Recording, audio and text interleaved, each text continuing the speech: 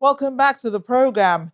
King Charles III's 76th birthday was celebrated at the residence of the British Deputy High Commissioner in Lagos. It will be the second birthday for Charles since he became king and the first since announcing his cancer diagnosis and treatment. So you can imagine lots of good wishes for the king. For a second consecutive year, the residence of the British Deputy High Commissioner to Nigeria has hosted the King's birthday party.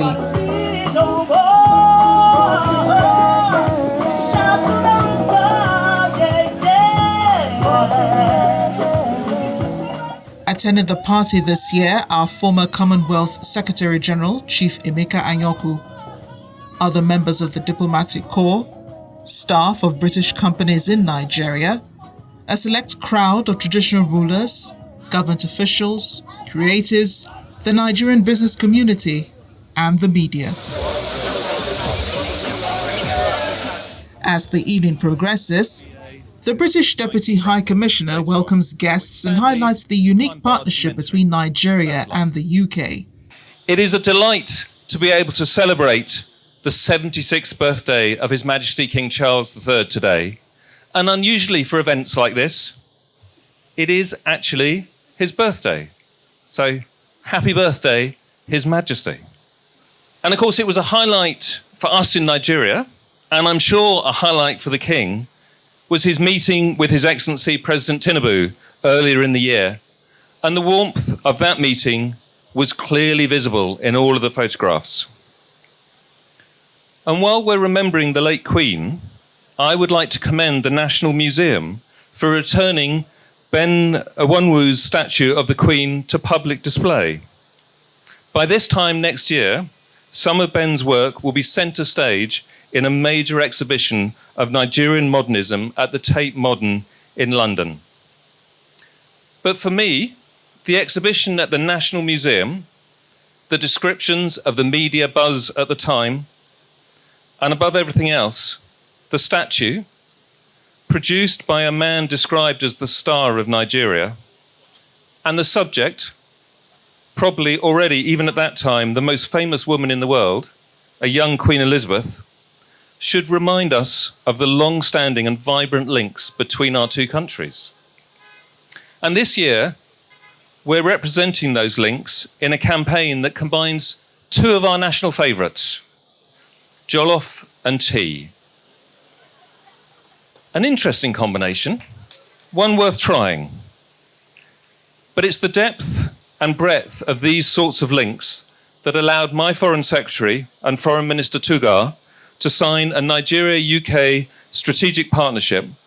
This looks ahead to even deeper trade links in the context of our enhanced trade and investment partnership, to further security cooperation, as exemplified by the recent visit of RFA Lime Bay and the regular training that we provide, and to a modernised development partnership.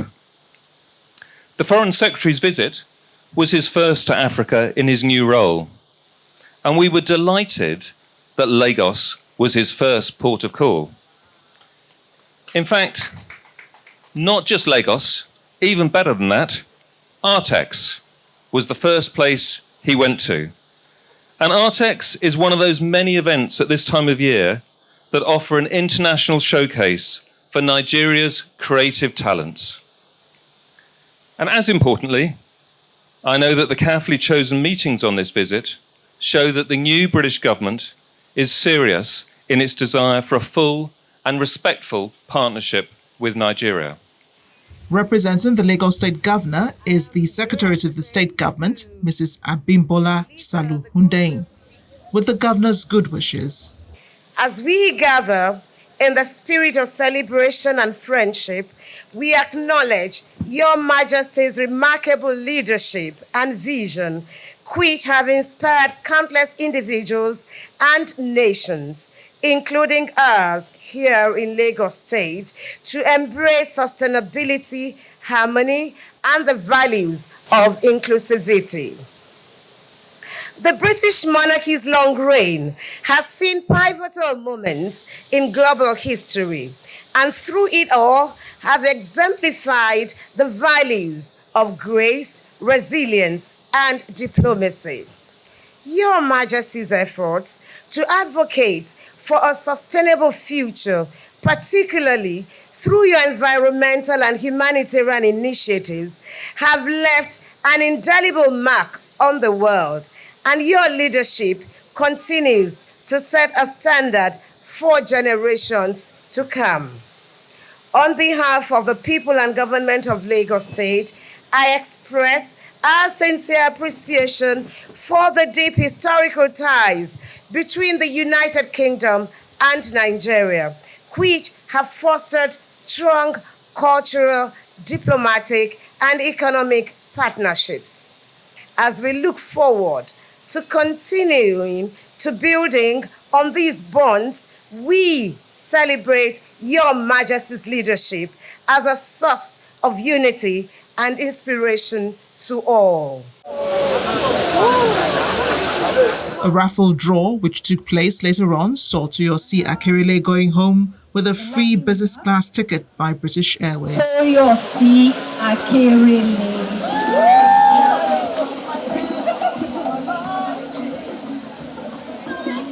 Congratulations, Toyosi. Thank you. King Charles III has only been 2 years on the throne since the death of his mother, Queen Elizabeth II. The UK assures Nigeria growth and relations between the two countries will continue to be strengthened even after his reign. Now, before the celebrations began, I had a chat with the Deputy High Commissioner, Johnny Baxter, about UK relations with Nigeria. King's birthdays are very, very special for the United Kingdom and Great Britain.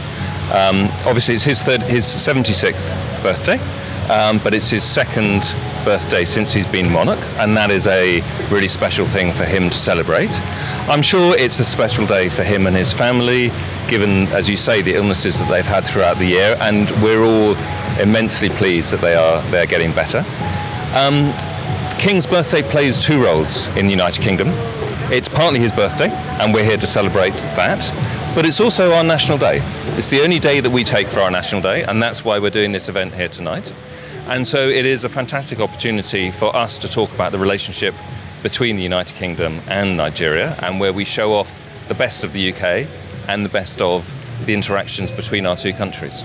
I think we saw a little bit of that interaction with the Foreign Secretary. Absolutely. Here yes. Last week. He did speak with the president, and he did talk about relations between Nigeria and the UK. But I think that his visit was supposed to focus on Britain's relationship with Africa. Has there been a slight change, perhaps tilt in foreign policy? So this was the first time for the Foreign Secretary to come to Africa in his current role. And we were really, really pleased that first visit was to Nigeria and indeed to Lagos. And then he went on to South Africa. So it was an Africa-focused visit, and he did a media interview quite early on about the government's focus on Africa. Absolutely, it is the first time that the government has had an opportunity to say what they want our relationship to be like with Africa. Africa's a continent full of 52, 53 countries, so that's not always going to look the same. But what he has particularly talked about is a relationship of respect, partnership, listening, talking together, exchanging views. We always recognise that views are going to differ on some issues, but that's fine. In an international partnership, that's absolutely fine. And so that was what he really wanted to put across. He really wanted to put across that Britain respects Nigeria. Britain wants to work with Nigeria. And as part of his visit, he signed a strategic partnership with Foreign Minister Tuga, which he also discussed with the President, obviously.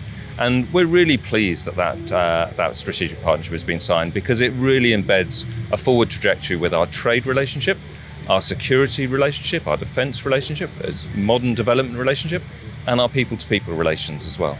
Just one more question. Yeah. Does that relationship or the strategic partnership, does it affect immigration? I think the UK has slightly changed. Well, I think the British government has got a lot of issues to look through. I mean, it's a relatively new government. At the moment, they are focusing on the economy, because that is the priority. I can't say whether they're going to come back and look at immigration later on. Potentially they are, I don't know. But obviously we do look at this relationship in the round, and we're always listening to feedback and to comments that we get. And indeed, the Foreign Secretary answered quite a few questions on that when he was here. That's Diplomatic Channel this week. I'm Amarachi Ubani. I'll see you next time.